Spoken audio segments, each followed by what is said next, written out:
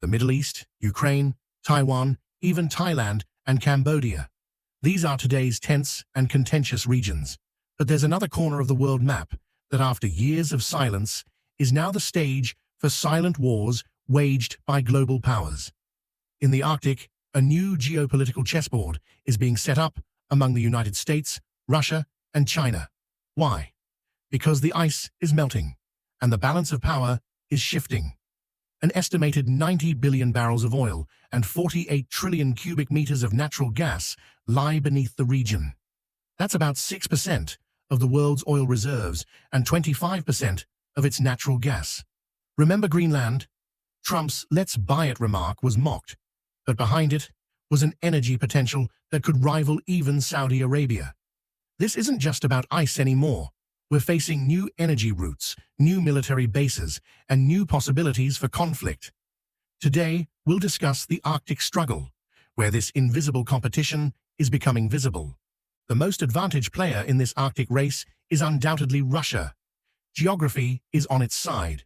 Russia has the longest Arctic coastline and controls 53% of the Arctic Ocean's shores, giving Moscow unmatched military and economic leverage.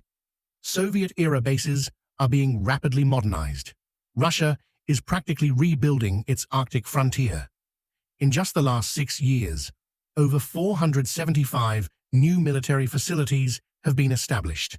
Radars, air defense systems, ports, airfields, nuclear-powered icebreakers, and high-tech outposts. Beyond military strategy, the economic motivation is even clearer.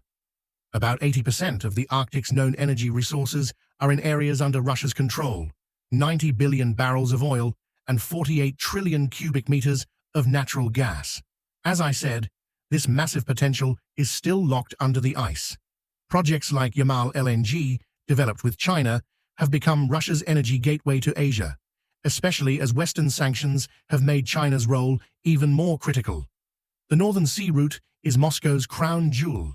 This route, connecting Asia to Europe, is 40% shorter than the Suez Canal, and Russia considers it part of its internal waters. That's why Moscow wants to control the increasing maritime traffic and turn it into a revenue source. However, the US and its allies don't recognize this claim, arguing that the route is an international waterway. This dispute could spark serious conflict in the future, and Russia is no longer alone in facing challenges. With Finland and Sweden joining NATO, 7 of the 8 Arctic coastal nations are now aligned with the Western Bloc. This increases Russia's diplomatic isolation and pushes its Arctic strategy to become even more aggressive. Now let's turn to the United States. It's the only superpower with Arctic Ocean access via Alaska, but for years it overlooked this advantage. With Russia's military buildup and China's economic maneuvers in the Arctic, a previously dormant Washington is now scrambling to establish a more permanent presence. Strategically, the Arctic is critical not just for energy, but for defense security. The Arctic is the shortest route for an intercontinental nuclear strike on the US, and melting ice weakens radar systems. It's also the ideal path for hypersonic missiles. But the US lacks infrastructure. While Russia boasts over 40 icebreakers, the US has only 2 heavy icebreakers. Its most significant Arctic asset is the Thule Air Base in Greenland, located on Danish territory. According to the Pentagon's 2024 strategy document, the US still faces an infrastructure gap. In 2022, the Biden administration appointed an Arctic envoy. In 2023, the Pentagon released a dedicated Arctic operational concept. During Trump's presidency, the idea of purchasing Greenland surfaced. Though rejected, the message was clear: the US doesn't want to be left out of this region. However, the US is weakened by a critical issue. It's not a party to the UN Convention on the Law of the Sea, so it can't formally assert Arctic territorial claims. Still, Finland and Sweden's NATO membership has given the US a new security perimeter, but that's not enough. The US faces 3 major tasks: expanding its icebreaker fleet, upgrading infrastructure for Arctic conditions, and addressing legal gaps. Because, as we've said, power dynamics are no longer shaped only in the Middle East, but also beneath the Arctic ice.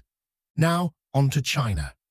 China has no Arctic Ocean coastline, but that doesn't limit its ambitions. Beijing calls the Arctic the common heritage of mankind, a definition that's not just symbolic, but part of a strategy to claim normative rights. Its 2018 Arctic White Paper laid the foundation, declaring China a near-Arctic state. The real goal? Integrate Arctic sea routes into its Belt and Road Initiative. The Polar Silk Road vision promises a route for Chinese goods to Europe that's 40% shorter than the Suez Canal. So, what's happened? Energy partnerships with Russia have accelerated.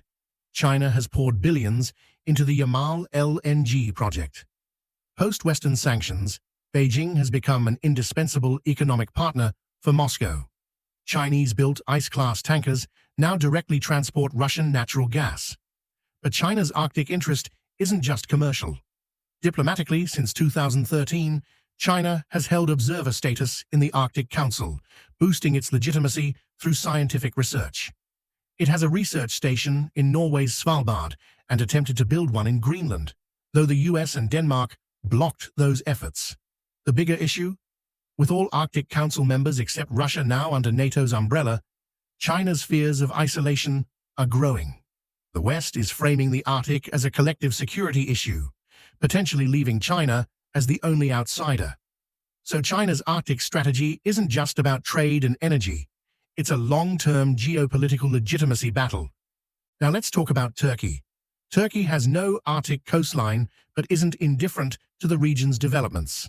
As a NATO member, it closely monitors the Arctic for both security and energy policy reasons, yet it struggles for recognition.